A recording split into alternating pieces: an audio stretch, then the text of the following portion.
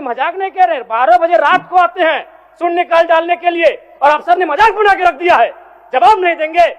ये सवाल जनता का है, जिस जनता के टैक्स से पैसे से ये सूट पहनते हैं, जिस जनता के टैक्स पहनते से ये बूट पहनते हैं, कोट पहनते हैं, उस जनता का सवाल है और जनता का सवाल का उत्तर नहीं देतेदार है, उनको यहां से जोहार है। लेकिन जिन्होंने जब अपनी जिम्मेदारी का निर्वहन नहीं किया है उन पर कार्रवाई करिए अध्यक्ष महोदय।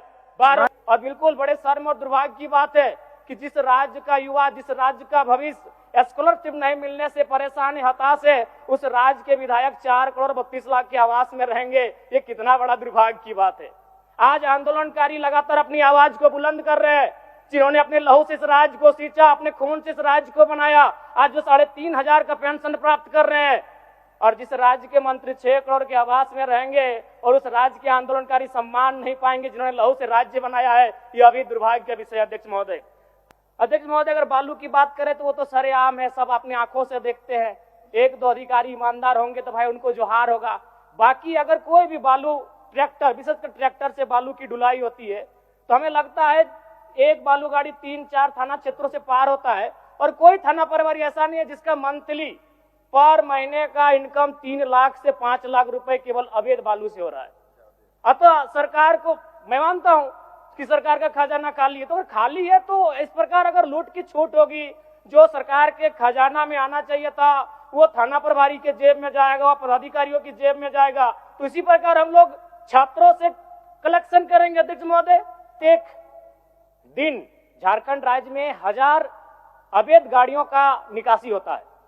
यदि एक कोयले की गाड़ी में 50 टन कोयला मान ले और 1 टन का मूल्य अगर 5,000 रुपए मान लें तो 25 करोड़ रुपए एक दिन का होता है।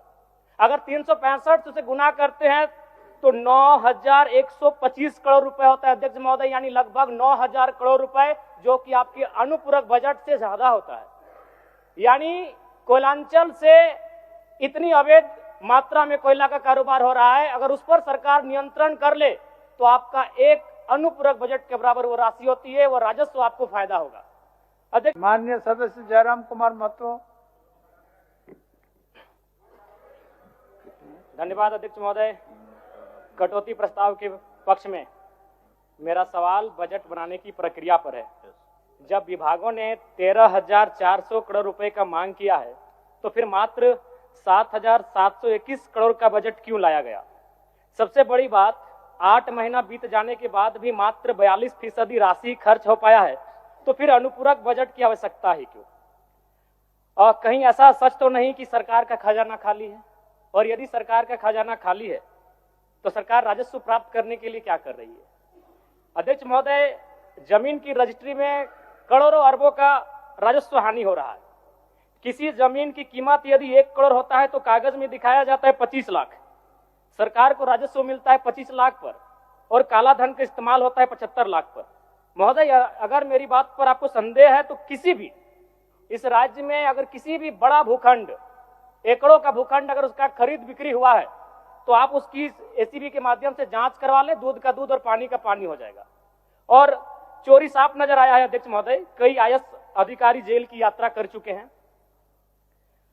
अध्यक्ष महोदय, मैं कोयलांचल से आता हूं और ईडी, जांच एजेंसी और तमाम न्यूज चैनल्स रिपोर्ट की मानी तो प्रत्येक दिन झारखंड राज्य में 1000 अवैध गाड़ियों का निकासी होता है। यदि एक कोयले की गाड़ी में 50 टन कोयला मान ले और 1 टन का मूल्य अगर 5,000 रुपए मान लें तो 25 करोड़ रुपए एक दिन का होता है। अगर 365 से गुना करते हैं तो 9,125 करोड़ रुपए होता है अध्यक्ष महोदय, यानी लगभग 9,000 करोड़ रुपए, जो कि आपके अनुपूरक बजट से ज्यादा होता है। यानी कोयलांचल से इतनी अवैध मात्रा में कोयला का कारोबार हो रहा है, अगर उस पर सरकार नियंत्रण कर ले तो आपका एक अनुपूरक बजट के बराबर वो राशि होती है, वो राजस्व आपको फायदा होगा। अध्यक्ष महोदय, अगर बालू की बात करें तो वो तो सरेआम है, सब अपनी आंखों से देखते हैं। 1-2 अधिकारी ईमानदार होंगे तो भाई उनको जोहार होगा। बाकी अगर कोई भी बालू ट्रैक्टर, विशेषकर ट्रैक्टर से बालू की ढुलाई होती है तो हमें लगता है एक बालू गाड़ी 3-4 थाना क्षेत्रों से पार होता है और कोई थाना प्रभारी ऐसा नहीं है जिसका मंथली पर महीने का इनकम 3 लाख से 5 लाख रुपए केवल अवैध बालू से हो रहा है।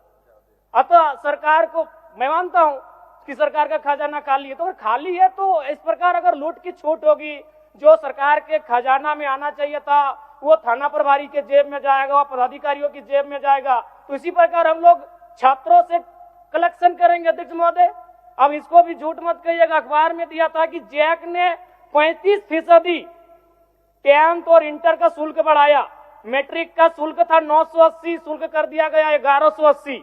इंटर का शुल्क था 1100, शुल्क कर दिया गया 1400। मैं तो सबसे पहले कहूंगा कि जो शुल्क पुराना था अविलंब शुल्क बढ़ोतरी पर रोक लगाया जाए।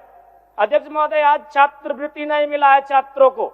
आज राज्य सरकार और केंद्र पक्ष वाले यानी विपक्ष वाले एक दूसरे पे दोषारोपण कर रहे हैं। इस दोषारोपण के बीच इस राज्य का भविष्य क्यों उलझेगा अध्यक्ष महोदय?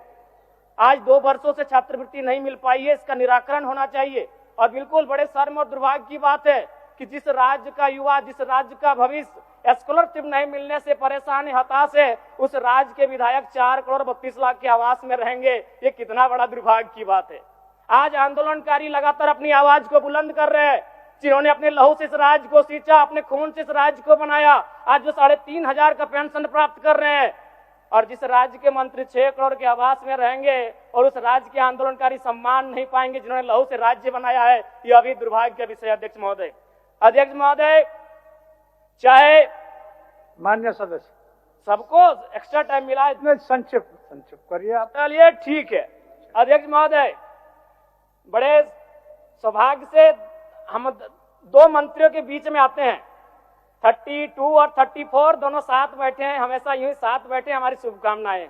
एक ही कुर्सी में बैठे हैं और दोनों के बीच हम आते हैं 33।